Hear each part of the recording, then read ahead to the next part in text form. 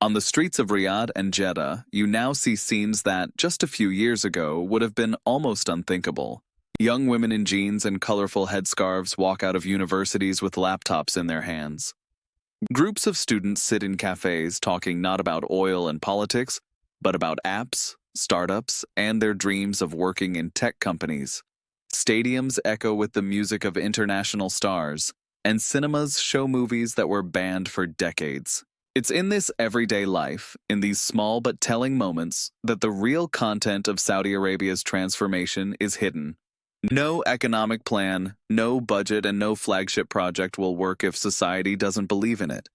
Vision 2030, although full of numbers and charts, is first and foremost an experiment on people, a test of whether the young generation will accept the role of builders of a new Saudi Arabia, and whether they will dare to move away from the comfortable model of a life funded by oil and subsidies. Today's Saudi Arabia is a country of the young.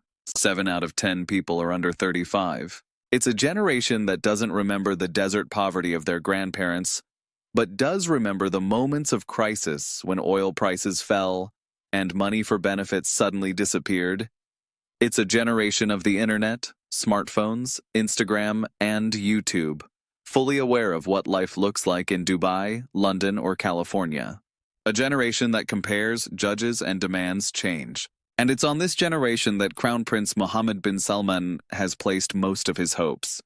It is young Saudis who are supposed to become programmers in NEOM, managers in new companies, tour guides in the tourism sector, doctors in cutting-edge clinics, organizers of concerts and sports events. They are the ones meant to prove that the kingdom can be more than just an oil state. But are they really ready? Can those raised in the shadow of marble palaces and free public services accept a new reality in which they have to compete, take risks, and work harder than ever? Can a vision of the future overcome the inertia of the past? Those are the questions at the heart of this new journey. At the center will no longer be a barrel of oil or royal decrees, but one ordinary young Saudi. Let's begin. Imagine this. Abdul Rahman is 25. And in his father's eyes, he is still a boy who should follow the tried and tested path. His father spent his entire life in a refinery, getting up at dawn, putting on a uniform that smelled of grease, and coming home late in the evening with the quiet satisfaction of a job well done. It was his father who repeated that oil is a gift from God and the foundation of the kingdom. In his world, a job at the refinery meant not just stability but also pride, because every barrel of oil was a brick in the building of the Saudi state. Abdul Rahman grew up in a different reality. When his father spoke about the hardships of the desert, he was watching YouTube videos about Silicon Valley. When his father talked about the importance of discipline, he was writing his first lines of code in free online courses. In his world, the role model was no longer an engineer at a refinery, but a programmer in California who sold his app for millions at the age of 20. I don't want to spend my whole life in the shadow of a refinery, Abdul Rahman tells his friends in a cafe on the corner of one of Jeddah's new streets. I want to write code. I want my app to change people's lives. I want to be part of NEOM, not just repeat my father's story. His friends nod, but one of them chuckles under his breath. And your father will be okay with that? Abdul Rahman sighs, looking out the window at the cars passing by. He still believes the best job is at the refinery. But that's not our world anymore. That's his world. Ours is just beginning. There are thousands of conversations like this in Saudi Arabia. In cafes in Riyadh and Jeddah, young people sit over laptops discussing apps, artificial intelligence, tourism, projects in NEOM. It's an image that 10 years ago would have been almost unimaginable. An anthropologist would say we're witnessing a transition from a culture of clan and tribe to a culture of global networks. But that transition isn't silent. It's a clash between two worlds. On one side is Abdul Rahman's father's world, built on family, religion, tradition, and work that offers certainty even if it doesn't offer dreams. In that world, a man is responsible for providing for the household, a woman for caring for the family, and God for everyone's fate.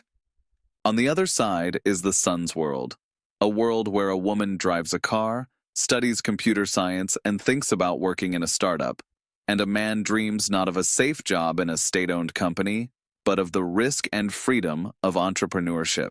In the cafes, these two worlds sit side by side, older men who pray and reminisce about the old days, and younger people who, between lines of code, check Twitter and Instagram and laugh at memes about life in the kingdom. In such places, you can see Saudi Arabia's anthropological hybrid in full view. Californian-style coffee shops standing next to traditional tea houses where older men drink bitter Arabic coffee, and every tiny cup is served with ritual and gravity. This tension between tradition and modernity is the core of Vision 2030. Mohammed bin Salman knew that no tax reform and no solar farm would change the country if people themselves didn't change. It's the young, people like Abdul Rahman, who must be the living proof that transformation is possible. That's why Vision 2030 is not just an economic plan, it's an anthropological experiment. At its center stands the question, will a generation raised in marble palaces and with free services accept a new reality in which they must take risks, compete, and work harder than ever? Anthropologists describe this moment as a transitional society. Young Saudis are a bridge. They connect the memories of grandparents who walked with caravans across the desert with the dreams of software engineers in Silicon Valley. In their daily lives, religion still sets the rhythm. 5 prayers a day, Ramadan, codes of modesty. But alongside that are global images, concerts, movies, apps, global brands. What to Abdul Rahman's father feels like a betrayal of tradition is, to him, simply natural evolution. My mother never drove a car. I drive to university every day in my own, says his sister Aisha. My mother never went to the cinema. I go every week. But the most important thing, she never thought she could work in tech, and I want to code in NEOM. Her words sound like a declaration from a generation that doesn't just want to consume oil wealth, but wants to create something that reaches beyond the desert. It is in this generation that Mohammed bin Salman has placed his biggest bet. Ultimately, no vision exists without people willing to make it real.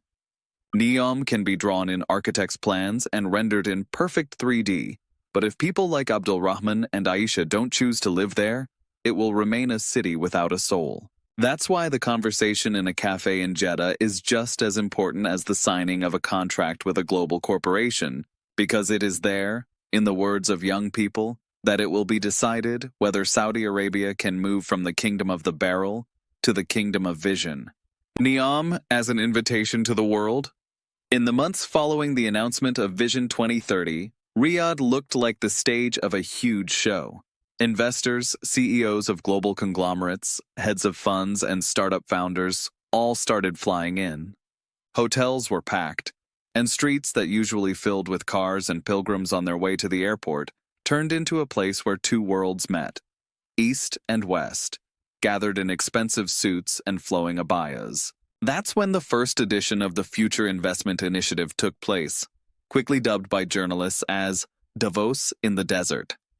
A giant conference center in Riyadh filled with LED screens flashing slogans about innovation, the future, and technology.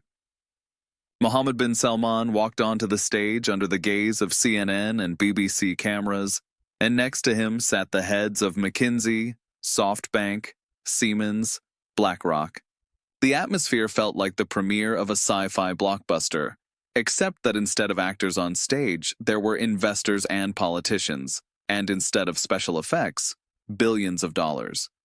Saudi Arabia was sending a clear message: we will not build this alone. We need you. We need your technologies, your people, your know-how, and we will pay generously. For many companies, it sounded like a dream.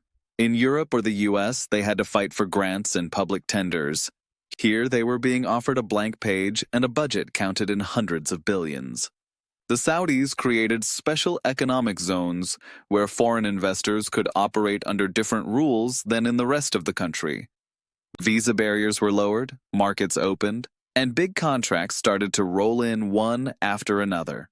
Picture a conference room where a young founder from Berlin sits next to an engineer from Tokyo and a consultant from New York. They're discussing the future of transport in NEOM, while behind them on a big screen scroll visuals of futuristic pods that are supposed to replace cars. Only recently these people had to scramble for attention at tech fairs in Europe. Now they've been invited to a kingdom telling them, "Test your ideas here. If they work, the whole world will hear about you." This invitation was not just an economic gesture, it was also political and cultural. A country known for decades as closed, conservative, and hard to access was suddenly opening up. In conference halls where only men in traditional white robes had once dominated, women appeared, both Saudi and foreign. For many locals, it was a culture shock, but also proof that the world really was entering their kingdom. At the same time, there was tension in those rooms. Investors knew they were stepping into an authoritarian state with limited freedom of expression and a controversial human rights record. They also knew that opportunities on this scale come once in a generation. It was the classic dilemma, reputational risk versus the lure of contracts and projects that could redefine a company's future. For young Saudis, the invitation to the world was more than a conference. It was proof that their country could become part of the global network. Abdul Rahman, our protagonist from Jeddah, watched the live stream online and told his friends, "Look, they're coming to us, not the other way around. It means we have something they want. It means we really can be part of the world." In that sentence lay the essence of the whole project. The invitation to the world was, at a deeper level, an invitation to Saudi Arabia itself to step outside its old walls and let the younger generation join the global flow of ideas, technologies, and dreams. But every invitation raises another question. Who is really in charge? Will Saudis be the hosts, controlling every move, or will global corporations be the ones coming, earning, and leaving, their legacy nothing more than buildings and contracts? That question started to hang in the air like an unspoken doubt, because beneath the generous tone, there was something bigger at stake. Whether Saudi Arabia can open up to the world without losing its identity. Which is why we now have to look at the risks and start asking hard questions. Every vision, no matter how bright, has its shadows. NEOM and Vision 2030 are sold to the world as stories of the future, innovation, and openness. But beneath the shiny renderings and marketing slogans lies a far more complicated reality, full of questions no one can answer with certainty. The first question is, can the desert be tamed? Building a city of the future in a place where summer temperatures hit 45 degrees, where sand gets into every corner and water is as precious as oil, is not just difficult, it's almost heroic. Engineers talk about filters, cooling systems, and advanced infrastructure, but an anthropologist will remind you, for centuries Bedouins survived here by moving with the rhythm of nature, not by fighting it. They never tried to conquer the desert, they coexisted with it. Can modern technology really overturn thousands of years of experience? The second question is about society. Saudi Arabia is a country where religion and tradition are the foundation of daily life. Even if women can now drive and study computer science, there are still social norms regulating gender relations, leisure time, and dress. NEOM is meant to be more open, an enclave where foreigners can live by their own rules and Saudis can experiment with a different model. But can you really build such an island of modernity in a sea of conservatism? Will a young Abdul Rahman be able to run a company in NEOM shoulder to shoulder with an American woman in jeans, while his cousin in a neighboring province lives under a completely different set of expectations? The third question is political. Saudi Arabia is an absolute monarchy. Mohammed bin Salman is not only the architect of Vision 2030, but also a leader who has concentrated power in his own hands to an unprecedented degree. Sweeping reforms compared with crackdowns on critics, and the enthusiasm of young people coexists with quiet campuses and cautious media, where awkward questions can be risky. For investors, that's a dilemma. Do you build the future in a country opening economically but remaining hardline politically? The fourth question is economic. Billions of dollars are impressive, but no budget, however large, guarantees success. History is full of futuristic urban projects that ended as expensive experiments. Masdar City in Abu Dhabi, Songdo in South Korea. The buildings went up, but the people never really moved in. Cities without souls became museums of architecture. Will NEOM avoid that fate? Will enough people genuinely want to live there, raise children there, build everyday life there, not just visit as tourists or contract workers? And then there's the fifth, most delicate question. Will the world accept this vision? Saudi Arabia has money, ambition, and determination, but also the reputation of a state whose human rights record sparks global protests.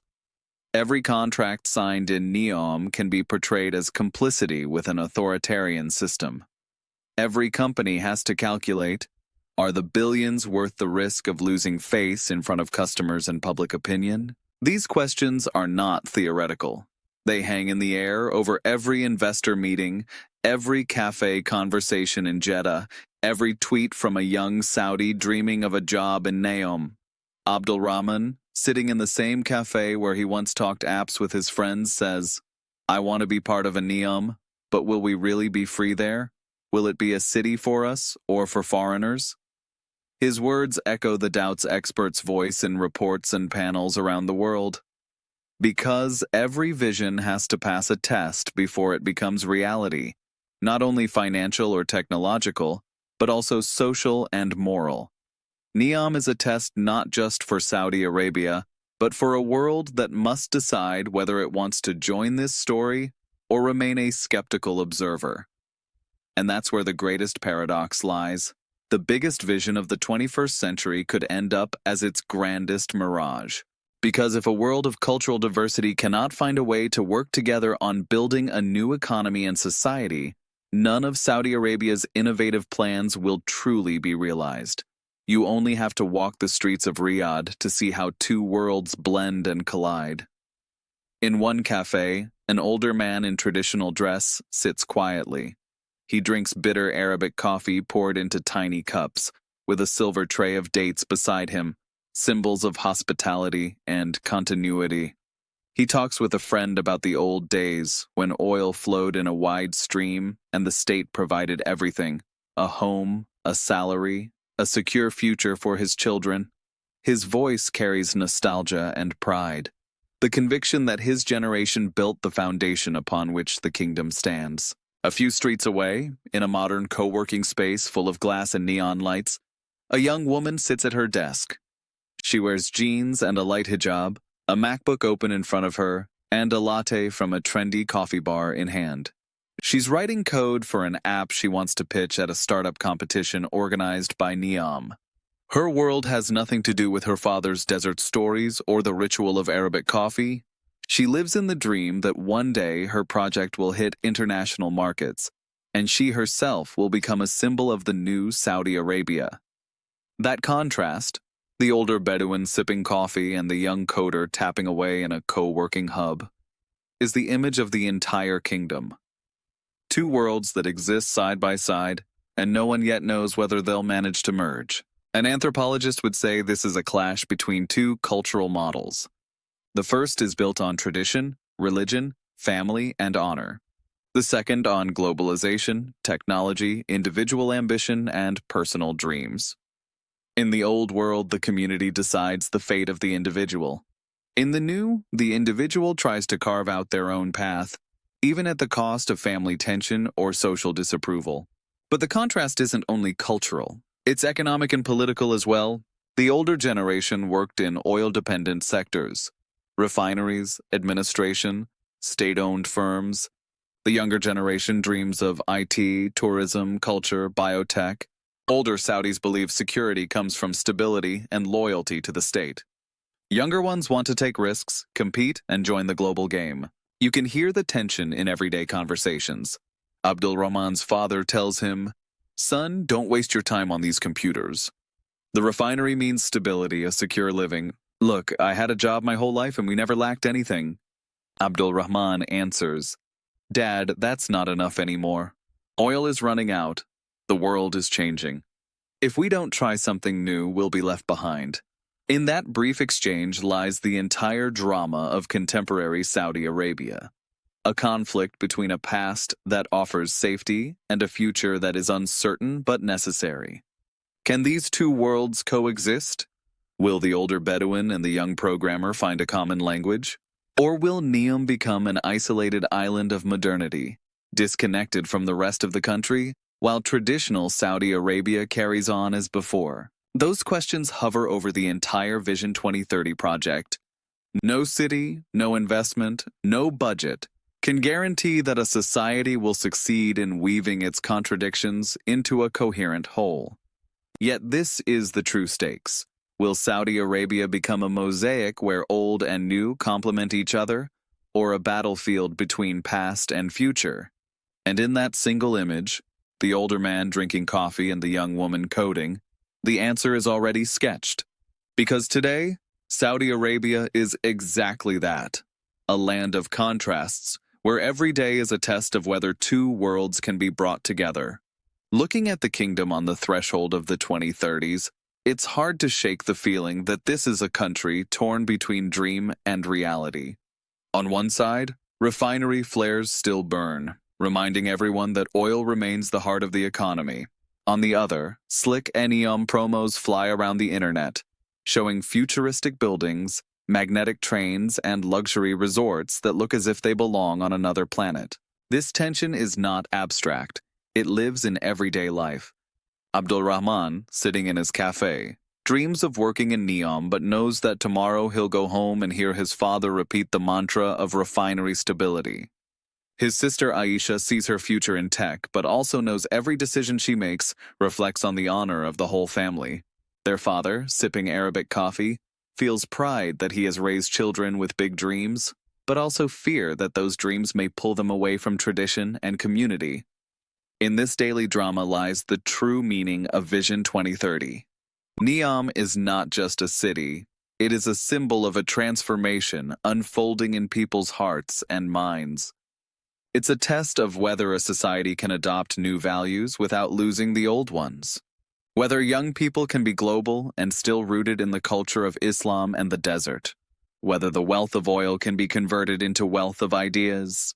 For the rest of the world, the question sounds slightly different. Do we believe in this transformation?